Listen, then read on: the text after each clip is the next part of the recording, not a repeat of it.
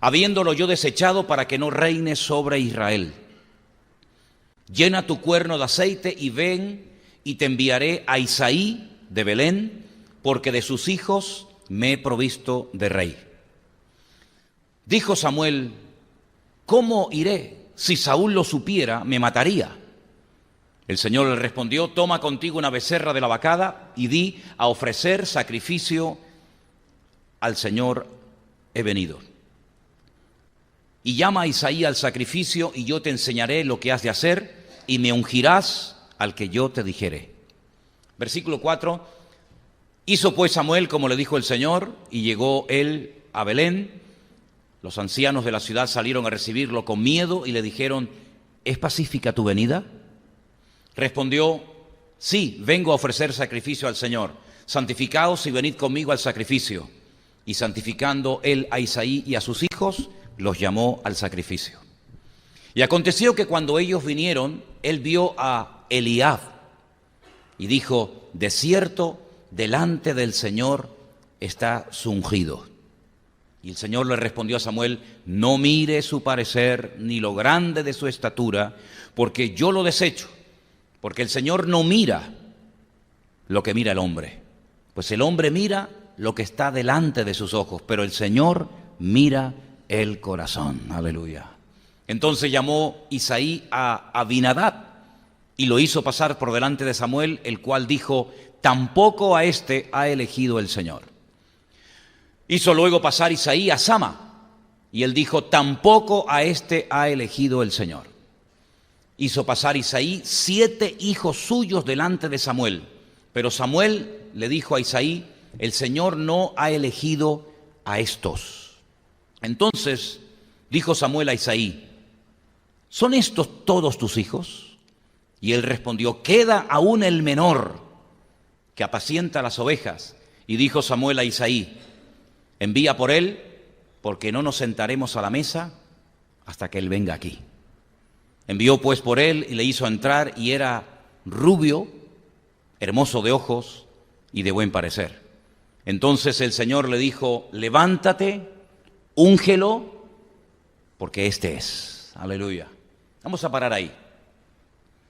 De este capítulo 16 aprendemos varias lecciones, creo que todas importantes.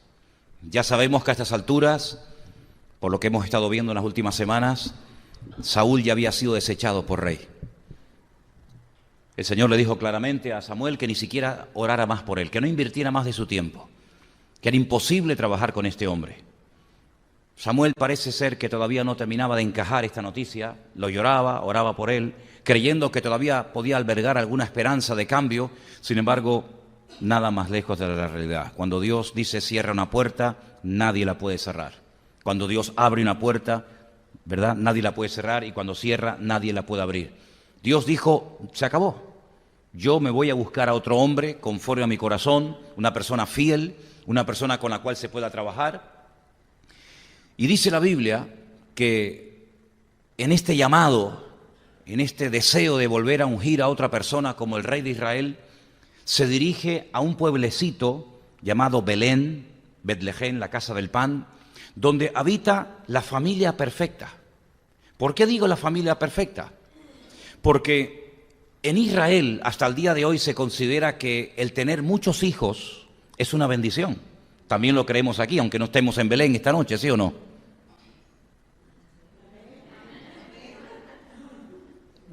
En fin, espero. Bienaventurado el varón que llenó su aljaba, ¿no? Dice la Biblia, ¿no? Bueno, pues este hombre no solamente había tenido 7 varones, sino que además habían sido 7 hijos. Es decir, el número 7 es el número de la perfección. Era la familia perfecta, 7 hijos y los 7 varones. Para algunos judíos es una desgracia nacer mujer o nacer gentil. De hecho, hay oraciones que hasta el día de hoy se hacen en Israel, donde dicen: te doy gracias, Señor, por no haber nacido ni mujer ni gentil. Fíjate lo que te digo.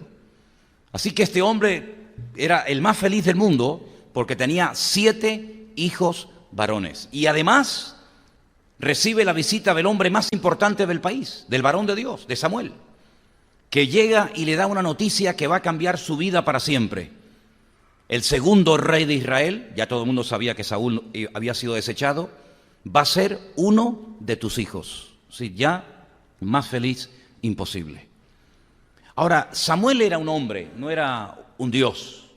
Y como todos los hombres en la Biblia, pues también tenía sus defectos y sus carencias, como todos tenemos, ¿sí o no? Samuel tuvo que aprender, y de hecho lo aprendió ese día en la casa de Isaí, una lección que todos nosotros tenemos que tener muy clara en nuestra vida. Y es que a veces las apariencias engañan. Cuando él vio al primogénito, cuando él vio a Eliab, el mayor, automáticamente él dice, este es el ungido del Señor. Es el primogénito. El primogénito era generalmente el hijo más importante, el que recibía la bendición material ampliada de su padre y la bendición espiritual. Pero sin embargo el Señor lo detiene y le dice, ese no es. Y no te dejes llevar por las apariencias, no te dejes llevar por lo que ven tus ojos, porque yo no observo eso. Ya habían cometido una grave equivocación escogiendo al hombre más alto, ¿se acuerdan? De todo el país, como era Saúl. No vuelvan otra vez a cometer la misma equivocación, fijándose única y exclusivamente en lo externo, en lo visible, en lo que pueden ver nuestros ojos.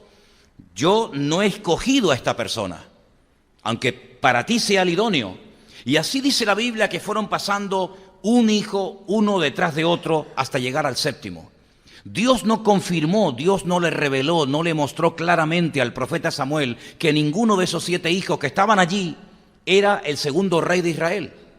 Y por eso él pregunta, ¿tú tienes algún hijo más? Porque no tengo paz en mi corazón. He hecho todo lo posible, he orado, le he pedido al Señor, pero el Señor no me da palabra certera acerca de que estos hijos o uno de ellos va a ser el siguiente rey de Israel. Y entonces es cuando le dice, sí, tenemos a uno, al más pequeño.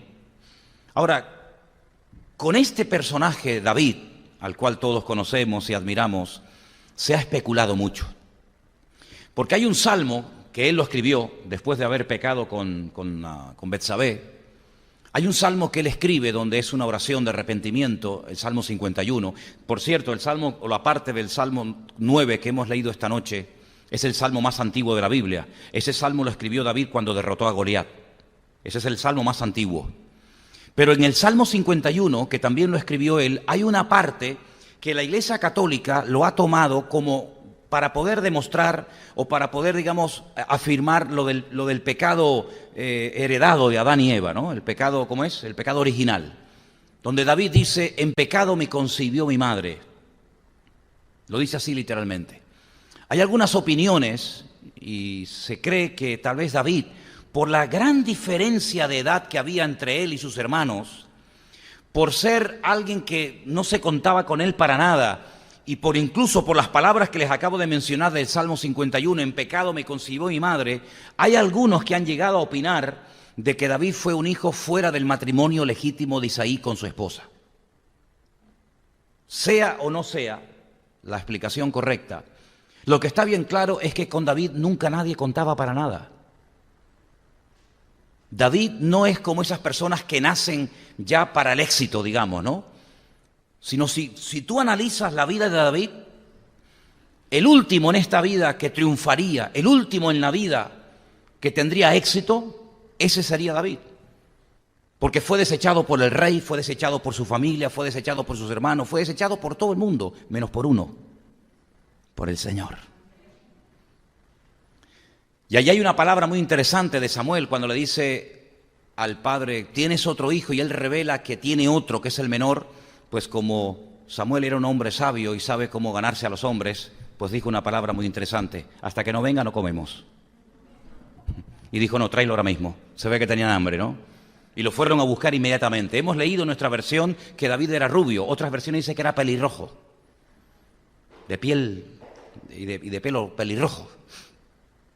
La cuestión está en que la primera lección que Samuel tuvo que aprender es no dejarse llevar por las apariencias, no precipitarse a la hora de tomar decisiones importantes, nada más y nada menos como ungir al siguiente rey de Israel. Y algo que me llama muchísimo la atención de esta historia de esta visita especial de Samuel a la casa de Isaí, es que el Señor sabe dónde estaba su ungido. Y eso es algo que nos tiene que traer una paz y una tranquilidad a nuestros corazones, de saber que no importa lo que digan los demás, no importa si se te han abierto muchas puertas o hasta el momento se te han cerrado todas, si cuentan contigo o ni saben dónde vives. Lo que está bien claro es que tu Dios, nuestro Señor, Él te conoce perfectamente. Y Él sabe dónde vives y cómo estás y el potencial que pueda haber en tu vida. Y el Señor dijo, este es. Ahora, en ese momento estaban los ancianos de Belén presentes en aquel acto que no se hacía todos los días. Samuel fue con un cuerno, no porque tuviera problemas familiares, sino porque Samuel utilizaba lo que utilizaban los profetas cuando ungían a los reyes, que era llevar un cuerno. No había vasos de cristal, no había de vidrio, y utilizaban los cuernos que son huecos, ¿verdad?, para ungir a los reyes. Y dice la Biblia que ese aceite fue derramada sobre la cabeza del futuro rey de Israel. Allí estaban sus hermanos, allí estaban sus padres, allí estaban los ancianos, allí estaba el profeta. Es decir, aquello no se hizo en la clandestinidad, aquello se hizo delante de muchos testigos, se hizo sobre todo delante del Señor, por mandato del Señor. Pero sobre todo se le dio importancia al hecho de que estamos ungiendo al que Dios ha dicho y ha escogido que será el siguiente rey de Israel. Bueno, pues aparentemente todo siguió igual. ¿Creen ustedes que en ese momento, en esa cena, los hermanos pasaron por delante de David y le hicieron alguna reverencia, le besaron la mano? Nada. Terminó aquello. ¿Y a dónde volvió David? Al monte, a cuidar otra vez las ovejas. Todo aparentemente siguió igual, porque había sido ungido. Y dice que a partir de ese día el Espíritu de Dios estuvo sobre él constante y permanentemente. Es la única persona del Antiguo Testamento que permanentemente tenía el Espíritu de Dios sobre su vida. No es como otros personajes que iba y venía, ¿verdad?, el Espíritu de Dios en momentos puntuales, sino que sobre David estaba permanentemente la presencia del Señor. Pero él vuelve a la montaña a ocuparse de la responsabilidad que su padre le había pedido, y era cuidar un pequeño rebaño de ovejas. En esos mismos días, tal vez en ese mismo día, en esa misma semana, mientras en un lugar se estaba ungiendo al siguiente rey de Israel, mientras el Espíritu de Dios estaba viniendo sobre la vida de un personaje como David, en el palacio estaban pasando también cosas muy interesantes. En el versículo 14 del mismo capítulo 16 de Primera de Samuel nos dice que el Espíritu del Señor se apartó de Saúl. Sobre uno viene y del otro se aparta. ¡Qué tremendo! Y así como cuando vino el Espíritu de Dios sobre David, cambió su forma de ser, era otra persona completamente diferente. A partir de este momento, donde el Espíritu de Dios se aparta de Saúl y comienza a atormentarle un espíritu malo de parte de Dios, también en Saúl cambia completamente su forma de hablar, su forma de pensar, su forma de comportarse. Es otra persona, incluso muy peligrosa. Y dice en el versículo 15 que los criados de Saúl, al ver lo mal que estaba, le dijeron: he aquí ahora un espíritu malo de parte del Señor, de parte de Dios, te atormenta. Diga pues nuestro Señor a tus siervos que están delante de ti, que busquen alguno que sepa tocar el arpa, para que cuando esté sobre ti el espíritu malo de parte de Dios, él toque con su mano y tengas alivio. Y Saúl respondió a sus criados: buscadme pues ahora alguno que toque bien y traédmelo. Entonces uno de los criados respondió diciendo: he aquí yo he visto a un hijo de Isaí de Belén que sabe tocar y es valiente y vigoroso y hombre de guerra, prudente en sus palabras y hermoso, y el Señor está con él. Vamos a parar ahí. Esta parte del libro de Samuel evidentemente no está en orden cronológico, porque se dice que era varón de guerra y aún David no había ido a la guerra, por lo menos según vamos leyendo. Evidentemente no es que sea algo incorrecto, no es que sea algo falso, sino que simplemente no está en orden cronológico esta historia, ¿vale? Pero quiero que se den cuenta de lo siguiente: este segundo rey de Israel que el Señor elige, David, tenía 5 características principales y las vamos a poner aquí para analizar cada una de ellas. Primero, David desarrolló una relación con Dios como nunca nadie había tenido hasta ese momento. Quiero pararme en esto, porque si había algo que destacaba, que diferenciaba a David de otras personas, sin lugar a dudas, fue su relación con Dios. Ahora, ustedes pueden decir, pero bueno, en aquel tiempo el pueblo de Israel también tenía una relación con Dios. Por ejemplo, Elí tuvo una relación con Dios, al fin y al cabo era un sacerdote. Samuel también tenía una relación con Dios, pero quiero matizar lo siguiente. David es la primera persona en la historia que comienza a decir cosas de Dios y a revelar cosas de Dios que hasta ese momento nadie las había dicho. David es la primera persona que dice que Dios es como un pastor. Él dice, el Señor es mi pastor y por lo tanto nada me faltará. Y es que él sabe, porque él es pastor, que una de las obligaciones principales de un pastor es cuidar de su rebaño y llevarlos a buenos pastos. Y él hace un paralelismo entre lo que él es y lo que él cree que también es Dios. Dios es el que me supervisa, el que me vigila, el que constantemente me está observando y mirando, el que pastorea y cuida mi vida. Por eso no tengo ningún temor si voy por algún lugar estrecho o oscuro. ¿Por qué? Porque su vara y su cayado me infunden aliento. Y él comienza a llamar a Dios mi luz y mi salvación. Nunca nadie había dicho esas palabras de Dios. Él comienza a dirigirse a Dios con una familiaridad y con una relación tan íntima y tan hermosa que si no fuera por David, nunca nadie se atrevió a dirigirse a Dios y a manifestarlo como él lo hacía. Y es que la relación que David tenía con Dios no era una relación religiosa. No era una relación de una vez al año vamos al templo, o en este caso al tabernáculo, presentamos el sacrificio y nos vamos para casita hasta el año que viene. No era como muchos creyentes que tienen una relación con Dios religiosa, de culto, ¿no? Tengo relación con Dios el jueves cuando vengo al culto y le canto y le adoro, escucho su palabra y vuelvo el domingo y escucho su palabra y tenemos un tiempito de alabanza, pero el resto de la semana... No, David era una persona que tenía una relación tremenda, tremenda de intimidad con Dios. Dios cuando habla de él dice, es el más cerca, es el que más cerca ha estado de mí, el hombre que mejor me conoce. Y por eso cuando uno lee los salmos, uno se da cuenta de que la intimidad que tenía David con Dios no la llegó a tener absolutamente nadie.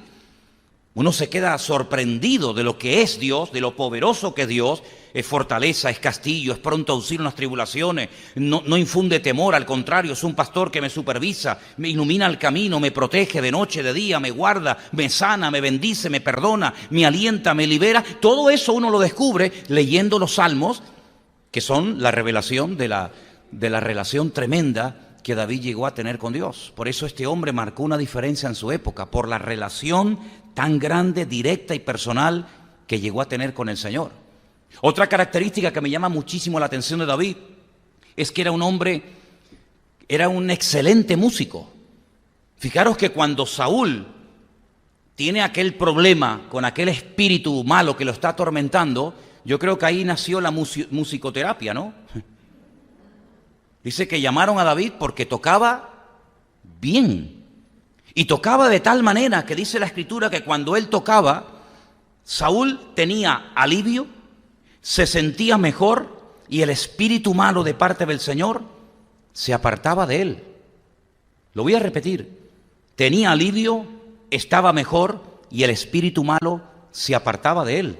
Su espíritu, su alma, su cuerpo, sus emociones, sus sentimientos, su mente se equilibraba y había una paz mientras David tocaba el arpa, porque fue un hombre que no solamente tocaba el arpa, sino que además le dedicó muchísimos años de su vida a escribir los salmos, las canciones, las letras de las canciones que más tarde se cantarían en el templo de Jerusalén y canciones que se cantan hasta el día de hoy.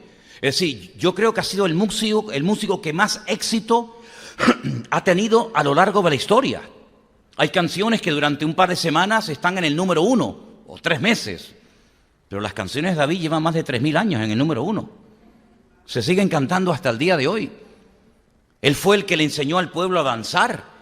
Él fue el que trajo alegría a los cultos eran muy religiosos, todo era a capela, no había instrumento, no había nada, pero él dijo, oye, vamos a añadirle a esto unos címbalos, ¿no? Unos címbalos resonantes, y vamos a tocar la trompeta, y vamos a poner pandero y danza. Él fue el que revolucionó todo el tema de la música en Israel, y de hecho él mismo es el botón de muestra de cómo hay que alabar al Señor con libertad y con alegría y con espontaneidad, que le costó un problema en su familia, en su propio matrimonio, que su mujer lo llegó a menospreciar. Pero él dijo, lo alabaré y lo seguiré alabando y lo seguiré, ¿verdad? Porque me haré más mil por causa del Señor. Es una persona que trajo alegría al pueblo. De hecho, hay una profecía que siglos más tarde otros profetas dijeron, que se repite en el Nuevo Testamento, que dice que antes de que el Señor venga, tendrá que restaurar previamente el tabernáculo caído de David. No el tabernáculo de Moisés, de la religiosidad, ¿verdad?, de la liturgia, sino el tabernáculo de David, la alegría, la danza, la adoración, la alabanza en la casa de Dios. Por eso no solamente era un hombre con una relación con Dios extraordinaria, sino un músico realmente excelente. Fue contratado nada más y nada menos que para tocar en el palacio del rey. Sí, si el rey te llama para tocar es porque evidentemente tienes que ser un músico de primera, ¿no? No va a contratar a uno cualquiera. Tenía una característica que la mantuvo durante toda su vida, la tercera. Fue un hombre tremendamente valiente, tremendamente valiente. Peleó, como bien saben ustedes, contra leones, contra osos, contra gigantes. La valentía de David era algo fuera de lo común. Él era un experto, él desarrolló una técnica que hasta aquel tiempo no era muy conocida, y es el disparar con la honda. La honda son dos tiras de cuero que se pone como si fuera un trocito de cuero un poquito más ancho, donde se pone una piedra, se mete en el dedo, se va girando, cogiendo velocidad. Cuando coge velocidad la subes por delante de la cabeza, y esa velocidad que coges la lanzas en línea recta y es la potencia de un disparo. El único problema que tiene este arma, que hasta el día de hoy se utiliza en Israel, es que es muy difícil apuntar. Tú lanzas la honda, la lanzas, pero no sabes a dónde vas a pegar. Es muy difícil acertar, muy complicado acertar con una honda, porque no es como un tirachina que la tienes recta y apuntas, sino que la honda está en continuo movimiento y es muy difícil apuntar en un lugar. Llegó a desarrollar este arma de tal manera que dice que tiempo más tarde en Israel llegaron a haber 700 francotiradores, 700 expertos en la honda de David, que eran todos zurdos, y dice que a un tiro de piedra le daban a un pelo. Un tiro de piedra, ¿cuánto es? Una cuadra. ¿Cuánto son las cuadras en Argentina? 100 metros. Pero se puede ver un pelo a 100 metros. Y en vez de no sería un caballo en vez de un pelo. O un camello. Bueno, podemos ver el camello, pero eso de darle es otra cosa, ¿no? Pues dice que llegó a desarrollar tal puntería que se hizo un experto en este arma que hasta el día de hoy se sigue utilizando en Israel. Y así venció al gigante. Cuarta característica que me llama la atención de David. Una de las personas más responsables de toda la Biblia. Un sentido del deber y de la responsabilidad impresionante. Les voy a poner un ejemplo. Un ejemplo. Dice la Biblia, 1 Samuel 17:20, por favor. 1 Samuel 17:20 dice que cuando su padre lo manda a ver cómo están sus hermanos en el campo de batalla, David se levanta por la mañana y dejando las ovejas, se fue con su carga como Isaí le había mandado. ¿Dice eso la Biblia? Eso no dice la Biblia. Me salté algo muy importante a propósito para ver si se daban cuenta. El padre le dice, quiero que vayas al campo de batalla, que le lleves pan, queso y comida a tus hermanos, que me digas cómo están, cómo está la paz de tus hermanos, es realmente lo que le está preguntando en hebreo. Y dice la Biblia que él se levantó de mañana, deja las ovejas al cuidado de un guarda, no las abandona, se fue con su carga como Isaí le había mandado y llegó al campamento cuando el ejército salía en orden de batalla y daba el grito de combate. No es como ese que le dice, oye, manténme la escalera un momentito para que no me caiga, vale, y te tiene la escalera aguantada, ¿no?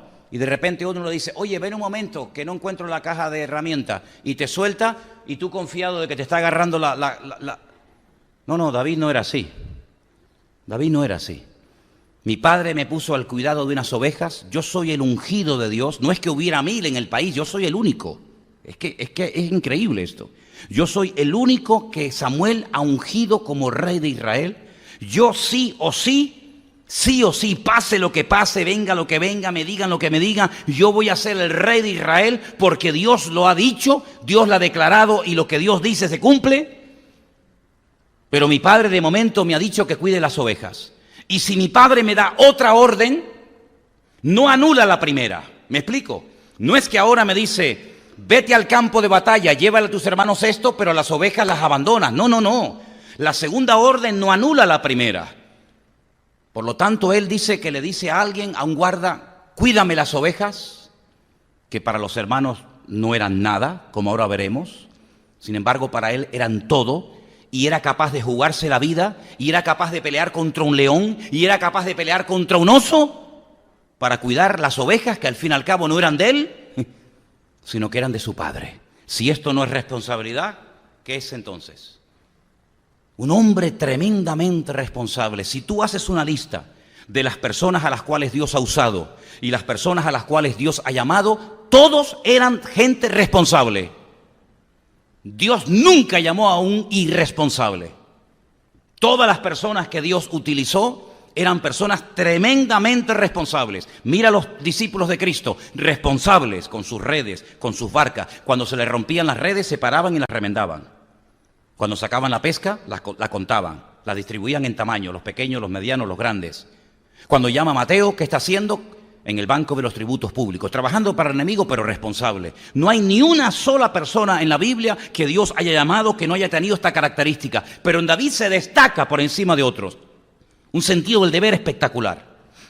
Y finalmente, algo que me llama mucho la atención, es que aprendió a respetar los tiempos. Él sabía perfectamente, todo el país sabía que Saúl había sido desechado como rey. Pero todavía el Señor no me ha dicho que tengo que ocupar su lugar. Él podía haberle dicho a los hermanos, todos de rodillas, bésenme los pies, lávenme los pies, bésenme el anillo o la mano, porque yo soy el siguiente rey de Israel. No, tú serás en el futuro el rey de Israel. De momento no eres nada. Eres una profecía incumplida que algún día se cumplirá si sabes esperar y aprender a confiar en el Señor. Es como José, que sabía lo que iba a ser en el futuro, un futuro brillante, un futuro espectacular, donde las estrellas, el sol y la luna, es decir, toda la familia, empezando por el padre, la madre, los hermanos, se iban a terminar inclinando a él, pero él se va también a cuidar las ovejas de su padre. Y quiero decirles que en los tiempos de la Biblia, lo peor de lo peor a lo que se podía dedicar un ser humano era a cuidar ovejas. A cuidar ovejas. Prueba de ello, que cuando Jacob desciende a Egipto, José le dice a su familia, ustedes saben que en esta cultura los pastores de animales están muy mal vistos, es de lo peor, por lo tanto ustedes no se mezclen con ellos, sino ustedes váyanse a la tierra de Gosén y vivan aparte, porque para los egipcios y para otras culturas ser pastor era lo peor, lo más bajo, lo más vil y menospreciado. Sin embargo, David, con la unción de Dios, conociendo los tiempos del Señor, se vuelve al monte a cuidar las ovejas de su padre y aprende a esperar los tiempos. Y cuando tiempo más tarde, ese rey que ya ha sido desechado por el Señor, entra a una cueva a hacer sus necesidades, y David está dentro y lo ve, no se levanta contra él y aprovecha la ocasión, sino que dice que me guarde Dios de saltarme los tiempos del Señor, matar al ungido del Señor, sino que ya se encargará el Señor de hacerlo en su momento oportuno. ¿Cuántos dicen amén? Así que vamos a poner las 5 características de David, que son todas excelentes. Una tremenda relación con el Señor, que la mantuvo toda su vida. Era su punto fuerte. un excelente músico que utilizó su don, porque era un don, para adorar a Dios, no para pegarse la gran vida, no para ser un juglar de esto que va por los pueblos buscándose la vida, sino que utilizó su arte musical para adorar a Dios y escribir uno de los libros más hermosos de la Biblia, que es el libro de los cánticos y de las oraciones, como es el libro de los salmos. Un excelente músico al servicio del Señor. Un hombre tremendamente valiente, porque sabía que el creador de los osos, el creador de los leones, era el Señor, por lo tanto todo está bajo el control de Dios. Nunca le tuvo miedo a nada ni a nadie. Un hombre tremendamente responsable hasta el último momento de su vida y un hombre que supo respetar los tiempos. ¿Cuántos dicen amén? Características extraordinarias. En el capítulo 17 de Primera de Samuel, leemos a partir del versículo 1 lo siguiente. Primera de Samuel, capítulo 17, a partir del 1 en adelante. Los filisteos juntaron sus ejércitos para la guerra. Otra vez los dichosos filisteos, Mira que son pesados, Mira que son pesados los filisteos, Madre mía, están por todos lados. Se vuelven otra vez a juntar para la guerra y esta vez se congregaron en Soco, en el territorio de Judá, y acamparon entre Soco y Aseca, en Efes Damín. También Saúl y los hombres de Israel se juntaron y acamparon en el valle de Ela y se pusieron en orden de batalla contra los filisteos. Esto era como un estadio, ¿no? Unos estaban en la grada sur, en herradura, ¿no? Y otros estaban en la grada norte. Ahí las dos barras bravas enfrentadas una contra la otra, el campo en medio, esperando que dieran la orden para liarse ahí a patadas y a todo tipo de una sangría terrible. Y entonces dice que unos estaban a un lado y otros estaban a otro lado. Versículo 4, y dice lo siguiente. Salió entonces del campamento de los filisteos un paladín, un tal Goliat. Su nombre podríamos traducirlo de una forma moderna como una especie de mercenario. Es así. De hecho, Goliat significa peregrino, una persona que está aquí, allá y en todas partes. Era como una especie de persona que se le utilizaba para llevarlo a diferentes frentes de batalla. Ahora le toca aquí, mañana te mandamos para otro lado, para asustar, para amedrentar, ¿verdad? Medía, no llegaba a los 3 metros, pero llegaba a los 2,97. Esa era la estatura de Goliat. El hombre más alto de esta generación, digamos, nuestra, llegó a los 2,75. Goliat llegó a los 2,97 metros. Una bestia, Salió, no terminé de leer. Salió un paladín llamado Goliat de Gat, tenía la altura de 6 codos y un palmo, 2,97. Sigo. Tenía un casco de bronce en su cabeza, llevaba una cota de malla y el peso de la cota era 60 kilos. Lo que pesan la mayoría de ustedes, hermanas. O menos, ¿no? Algunos dicen, ¿qué más quisiera yo? 60 kilos la cota de malla. Alucinante. Tenía entre sus piernas grebas de bronce y una jabalina de bronce entre sus hombros. Y el asta de su lanza era como un rodillo de telar y tenía el hierro de la lanza 8 kilos.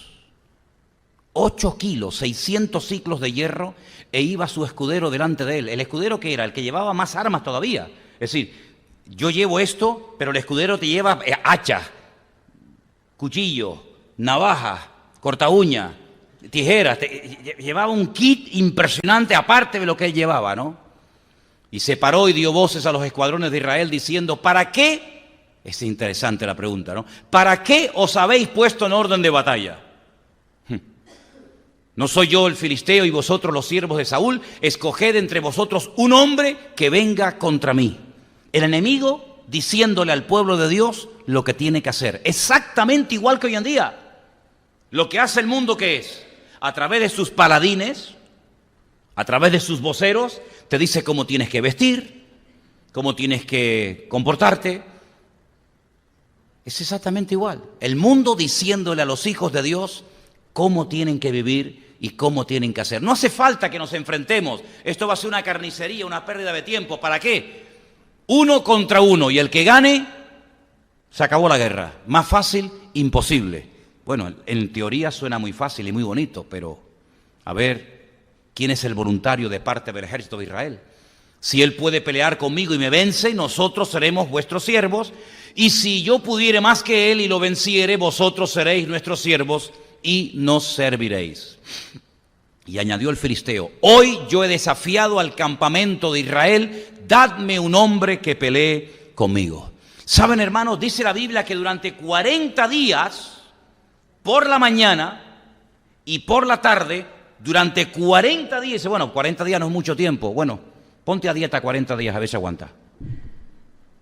40 días por la mañana y por la noche desafiando al pueblo de Israel, menospreciándolo, insultándolo, asustándolo, paralizándolo. Es decir, durante mes y medio el pueblo de Dios paralizado ni para adelante ni para atrás. Y esto no puede ser. No puede ser que durante mucho tiempo tu vida esté estancada. No puede ser que estés parado ni para adelante ni para atrás. ¿Dónde estaban? En el campo de batalla. ¿Pero estaban peleando? No. Entonces, ¿qué hacen aquí? ¿Qué hacen aquí 40 días sin hacer nada? Y cada día más miedo, y cada día más inseguridad, y cada día más temor, porque un solo hombre, un gigante llamado Goliat, un mercenario, un hombre experto en la guerra, tiene paralizado al pueblo de Dios. Qué tremendo, ¿no? Qué tremendo.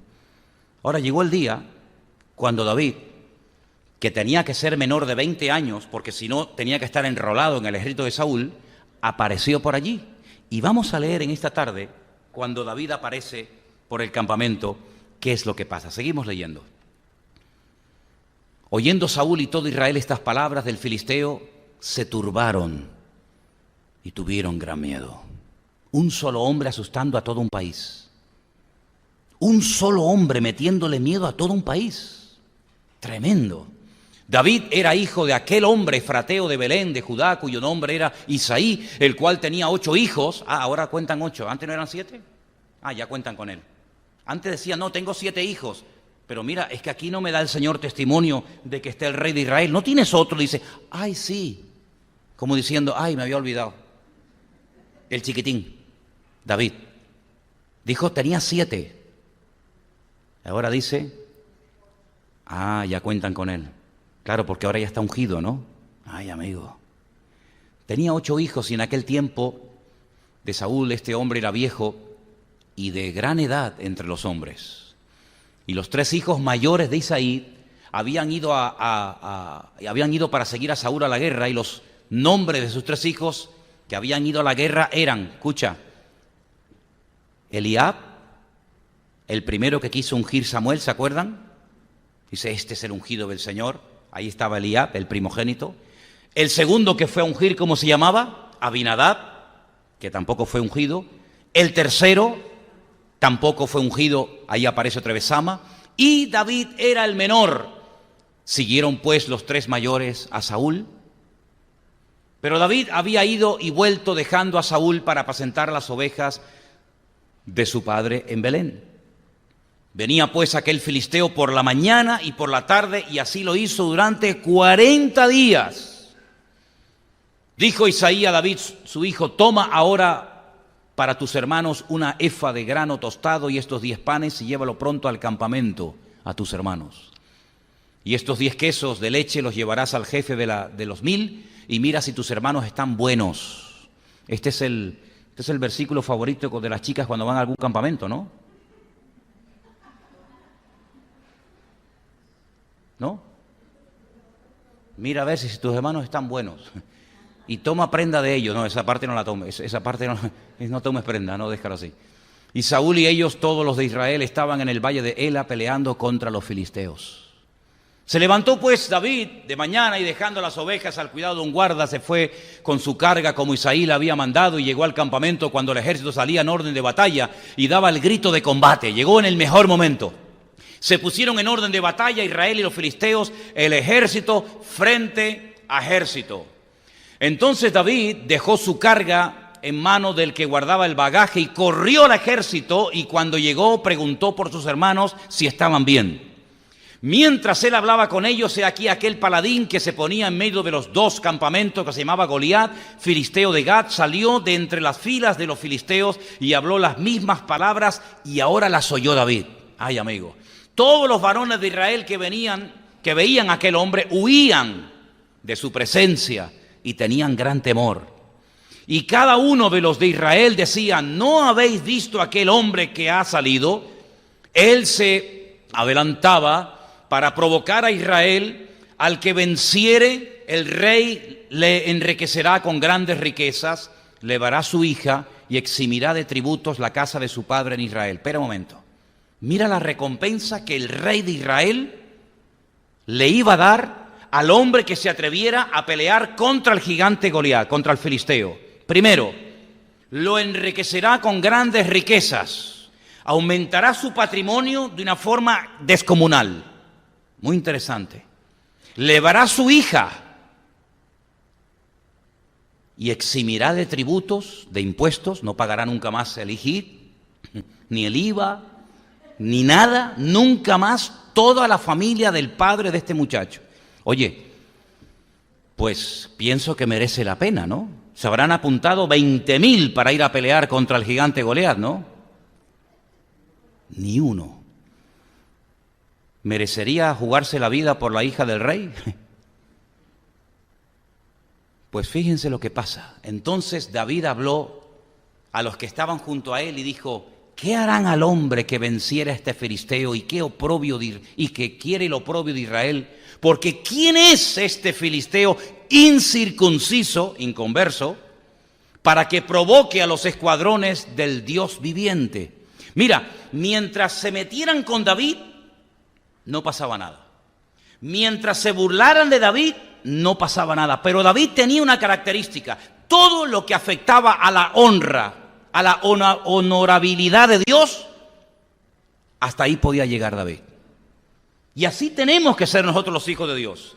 Que se metan, que nos insulten, que nos cuestionen, que nos critiquen, que nos abandonen, que nos humillen, da igual. Pero todo lo que afecte a la honra, a la gloria, al respeto de Dios, nos tiene que hacer hervir la sangre. Porque todo lo que nos afecta a nosotros le afecta al Señor. Porque dice la Biblia que cuando el Señor se le presentó a Saúl en el camino, le dijo: ¿por qué te metes con mis hijos? Amén.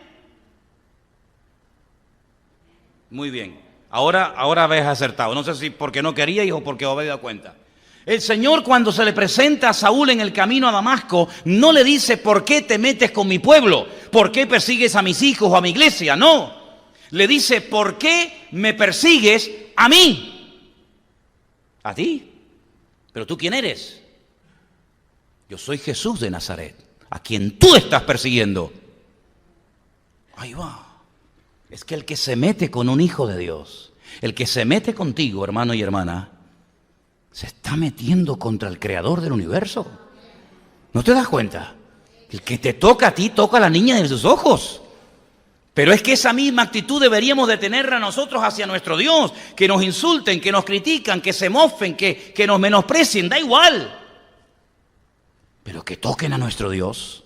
Hasta ahí podíamos llegar. Por eso David dice: ¿pero qué se ha creído este circunciso filisteo para amedrentar al pueblo de Dios? Hasta ahí podíamos llegar. Y entonces es cuando comenzamos a ver la reacción de David, y el pueblo le responde a él las mismas palabras, diciéndole lo que le hará el rey si vence. Versículo siguiente: y oyendo hablar Eliab a su hermano mayor con aquellos hombres, ¿cómo dice ahí? Se encendió en ira contra David. Claro, ahora entiendo por qué el Señor le dijo a Samuel: este no es el ungido del Señor. Ahora lo entiendo. Ahora sé por qué no lo ungió. Porque mira, cuando David va al campamento a llevarte comida, jugándome también la vida, y vengo aquí porque mi padre me ha mandado, porque David toda la vida estuvo bajo autoridad, toda la vida estuvo sometido a alguien. No era uno que iba por libre. David tuvo toda la vida sometido a Dios, a su padre, al rey o al que correspondiera.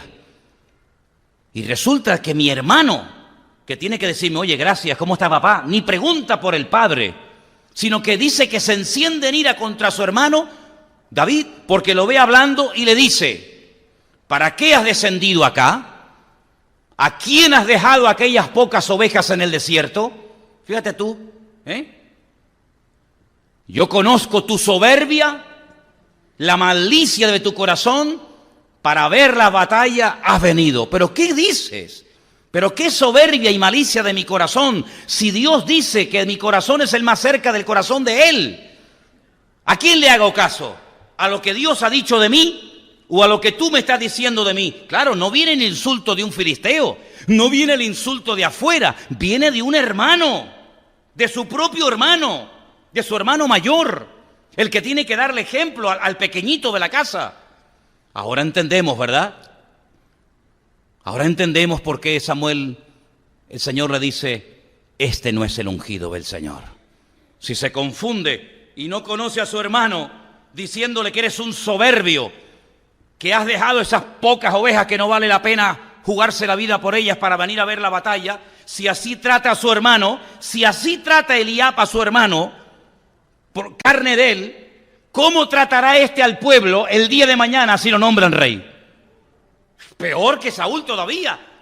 Ahora yo entiendo, digo, Señor, gracias porque tú no ves lo de afuera, tú ves lo de adentro. Y el corazón de Eliab no era recto. El corazón de Eliab no era bueno. El corazón de Eliab, mira cómo era, soberbio. Tu corazón está lleno de malicia. ¿Pero qué dices?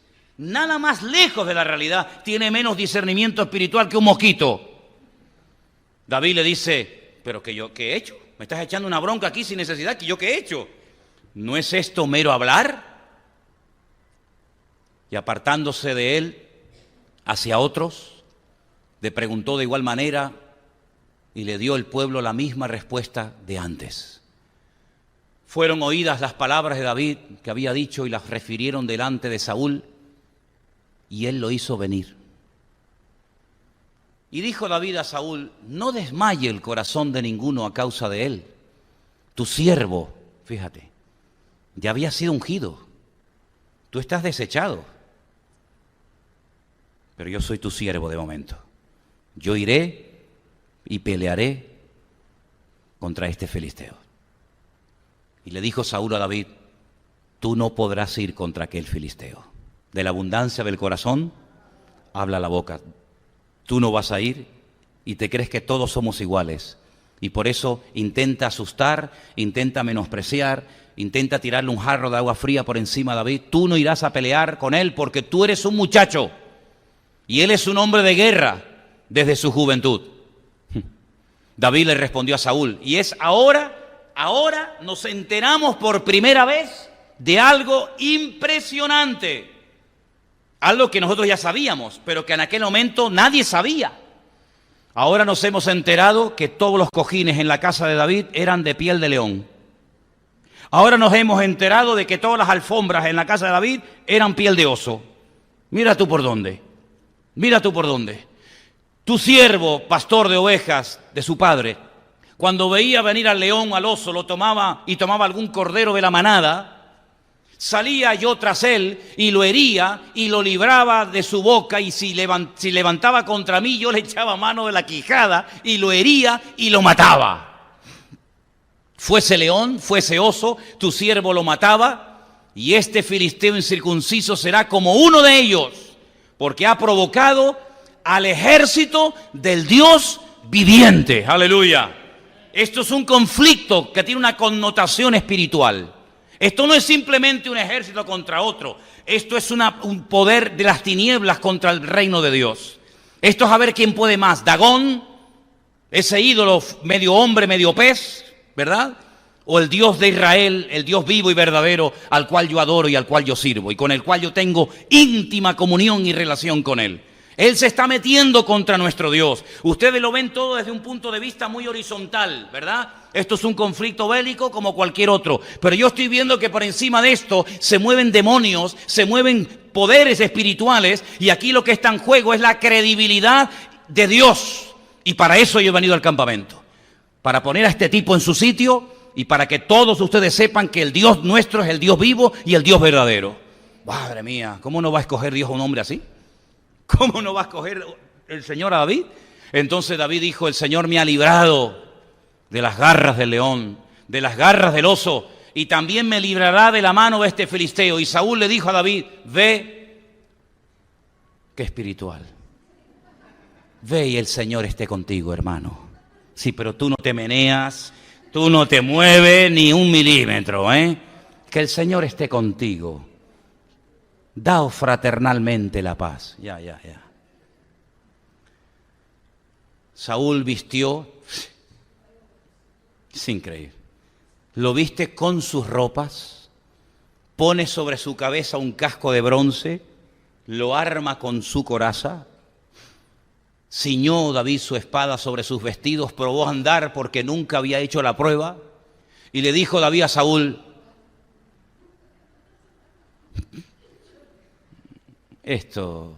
yo no puedo andar con esto, porque yo nunca practiqué. David tenía otras prácticas. David echó de sí todas aquellas cosas. Lo que no le sirven a los demás, tampoco te sirven a ti. Las guerras que tú no eres capaz de ganar con esa armadura que no sirve para nada, me la vas a encasquetar a mí, que encima no son ni de mi medida. Hazme el favor. Se quitó todos aquellos corotos, se los quitó de encima, y entonces dice que tomó su callado, el garrote, ¿no? Lo tomó en su mano, escogió 5 piedras lisas del arroyo, 5 piedras lisas del arroyo, las puso en su saco pastoril, en el zurrón que traía, y tomó su honda en su mano y se fue hacia el filisteo. El filisteo no es que venía hacia él. No, es que yo voy a ir hacia ti. Y el filisteo venía andando, acercándose a David, su escudero delante de él. Y cuando el filisteo miró y vio a David, le tuvo en poco. Otro más, oye, es que toda la vida, todo el mundo ha tenido en poco a este muchacho. ¿Tienes algún hijo? No, somos 7. Ay, espérate, el más pequeño. ¿A qué has venido a la guerra? Todo el mundo siempre menospreciando a David, menos uno. Dios nunca menospreció a David. Así que si te menosprecian o te han menospreciado los hombres, no importa. El que te tiene que valorar siempre lo hará, y es nuestro Dios. ¿Cuántos dicen amén? Cuando el filisteo miró a David, dice que lo tuvo en poco, era un muchacho, era rubio, de hermoso parecer, y le dijo el filisteo a David, ¿soy yo perro para que vengas a mí con palos? Y maldijo a David por sus dioses. Esto es muy fuerte, ¿eh? Dijo luego el filisteo a David, ven a mí y daré tu carne a las aves del cielo y a las bestias del campo, tratando de profetizar, tratando de marcar el destino de David. Tu cuerpo va a servir para darle de comer a las aves del cielo y a las bestias del campo. Todo mentira, porque Satanás cuando habla, dice que habla mentira, porque es padre de mentira, mintió desde el principio y mentirá siempre porque nunca habitó la verdad en él. Por lo tanto, no le creas lo que dice el diablo, que tú no vales, que tú no sirves, que te van a matar, que no sé qué, no hagas caso, porque aquí lo importante no es lo que diga Goliat, aquí lo importante es lo que dice el Señor. Y entonces David le dijo al filisteo, tú vienes a mí con espada, con lanza y con jabalina, mas yo vengo a ti en el nombre del Señor de los ejércitos, el Dios de los escuadrones de Israel, a quien tú has provocado. Ahí está la diferencia, ¿te das cuenta? Tú has provocado a Dios, tú te estás metiendo con Dios. Esta es una guerra con una connotación espiritual tremenda. Esto no son filisteos contra israelíes y punto, no. Esto es tu Dios contra nuestro Dios. Y por eso aquí hay que marcar una diferencia, y la vamos a ver. Y dice, el Señor te entregará hoy en mi mano. David también comienza a profetizar. David comienza también a hablar por fe. Aún no ha pasado nada. Pero él comienza a preparar el terreno, a cambiar la atmósfera espiritual. Hoy, no mañana ni dentro de 20 años. Tú llevas 40 días amenazando y no has conseguido nada. Mes y medio. Pero yo en un día te voy a cortar el rollo. El Señor hoy te entregará en mi mano. Yo te venceré, te cortaré la cabeza. Yo me imagino a los soldados y a los hermanos y a Saúl escuchándola hablar diciendo, le van a meter una paliza, lo está provocando y ya verás la que va a liar el enano este. Te cortaré la cabeza, daré hoy los cuerpos de los filisteos. No dice el cuerpo tuyo, dice el cuerpo de los filisteos, pero es que este se quiere cargar a todo el ejército. Te corto la cabeza, te daré los cuerpos de los filisteos a las aves del cielo, a las bestias de la tierra, y toda la tierra sabrá que hay Dios en Israel. Vamos, esto es algo alucinante. Y sabrá toda esta congregación que el Señor no salva ni con espada ni con lanza, porque del Señor es la batalla, y Él plural, os entregará en nuestras manos. Bueno, hablar no cuesta nada. Tú podías decir, hoy te voy a dar una paliza que te voy a matar enterado. ¡Bum! Y sales corriendo, ¿no? No, pero ahora espérate, ahora tú has hablado, ahora a ver qué pasa, ¿eh? Ahora esto se ha calentado, amigo, ¿eh? Aconteció que cuando el filisteo se levantó y echó a andar para ir al encuentro de David, David se dio prisa, salió a la línea de batalla contra el filisteo, y ahora fíjate los detalles. Metiendo David su mano en la bolsa,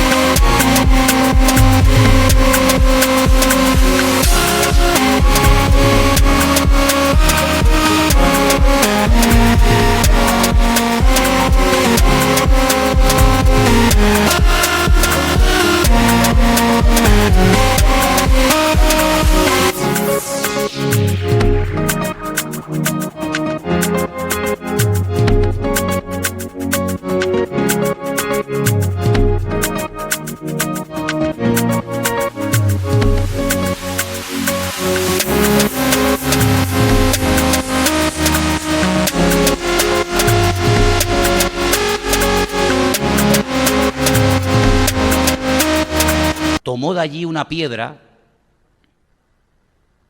luego la bolsa ya tenía la piedra dentro, se preparó para la batalla. Todo lo contrario a lo que hacía Saúl. Saúl no se preparaba, se lanzaba y así le iba.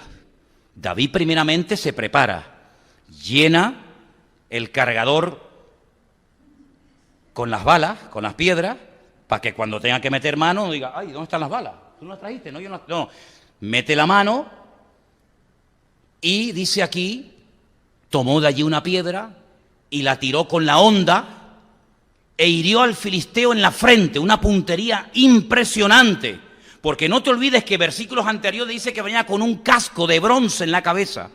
Es decir, entre la cota que él llevaba y el casco tenía muy poco visible. Para apuntar en la frente tenías que tener una puntería increíble. Y además que el otro no era cojo, el otro también corría. Así que o aciertas a la primera o te vas a enterar. Pero es que David ya había practicado. David no era la primera vez que se metía en jaleos de este tipo. David tenía una relación con Dios. David se entrenaba porque David se preparó en la clandestinidad. David se preparaba cuando no era nadie. Y cuando tú te preparas cuando no eres nadie, cuando te llega la oportunidad se va a demostrar lo que tienes o no tienes de Dios. Cuando tú te preparas cuando no eres nadie, eso es lo que va a marcar la diferencia cuando llegue el momento de plantarle cara a tu gigante. Llámese como se llame. Entonces dice que le clavó la piedra en la frente. Y ahora lo que me llama la atención, ahora mira la escena. Hirió al filisteo en la frente y la piedra quedó clavada en la frente y cayó sobre su rostro en tierra, sino cayó de frente. Y se le acabó a Goliat todo su temor y todo lo que infundía de pánico y de menosprecio al pueblo de Israel, se acabó. Y ese día empezó una era nueva. A partir de ese momento, toda la atmósfera espiritual, política y nacional del país nunca más volvería a ser la misma. A partir de ese momento, los filisteos nunca más volvieron a meterse, por lo menos durante un tiempo, con los hijos de Dios. A partir de ese día quedó claramente establecido que como el Dios de David el Dios verdadero, no había otro. Pero a partir de ese día se produjo una ruptura en el país que trajo un dolor tremendo durante muchos años. Y fue que a raíz de este acontecimiento, en el capítulo 18, y leemos estos versículos y terminamos, en el 18 del 6 al 9, aconteció que cuando volvían ellos, cuando David volvió de matar al filisteo, salieron las mujeres de todas las ciudades de Israel cantando y danzando para recibir al rey Saúl, con panderos, con cánticos de alegría y con instrumentos de música. Y cantaban las mujeres que danzaban y decían: Saúl hirió a sus 1000 y David a sus 10.000. Y se enojó Saúl en gran manera y le desagradó este dicho. Y dijo: a David dieron 10.000 y a mí 1000. No les falta más que el reino. Y desde aquel día Saúl no miró con buenos ojos a David. ¿Cuántos dicen amén? Desde ese día la actitud de Saúl hacia David cambió completamente. Y puede ser que el día que tú te plantes en serio en tu relación con el Señor y le plantes cara a tus miedos y le plantes cara a tus gigantes y vayas en serio contra ellos para destruirlos, puede ser que haya personas que cambien su actitud, la forma como te miren, la forma como se comporten contigo, pero forma parte del precio, entra en el paquete del precio que hay que pagar por querer agradar y por querer servir al Señor. Saúl tenía que haber hecho una fiesta en el país ese día para honrar a David. Gracias a él, al fin y al cabo, el país pudo respirar en paz durante años, pero fue todo lo contrario. La unción siempre trae persecución. La unción de David hizo que lo peor de Saúl saliera a la luz y al final cayera por su propio peso. Y así como cayó así como cayó David o tiró al gigante Goliat, así caería tiempo más tarde Saúl en el campo de batalla. ¿Por qué? Porque perdió la gracia de Dios, perdió la unción de Dios, porque en vez de tener relación con el Señor, se dedicó a perseguir durante años y años a David, la persona que más lo respetaba, la persona que más lo apoyaba, la persona que más lo amaba. Él creía que era su peor enemigo y nada más lejos de la realidad. Así que a partir de ahora vamos a ver que Primera de Samuel habla cada vez más y más y más y más de David, y vamos a ver cómo Saúl entra en declive, termina tocando fondo, hasta que al final se quita la vida en lo alto de una montaña y definitivamente se termina este cáncer que durante tanto tiempo hizo tanto daño al país, y Dios levanta al verdadero rey, al que tenía que haber sido rey desde el principio, pero que por haberse precipitado el pueblo de Israel, tomaron precipitadamente una decisión equivocada que sufrieron las consecuencias durante mucho tiempo, y al final, ¿para qué? Para reconocer que se habían equivocado, que se habían precipitado, que tenían que volver otra vez al punto de partida y comenzar a depender y a confiar en el Señor. Yo quiero que cerremos nuestros ojos en esta noche y tú le digas al Señor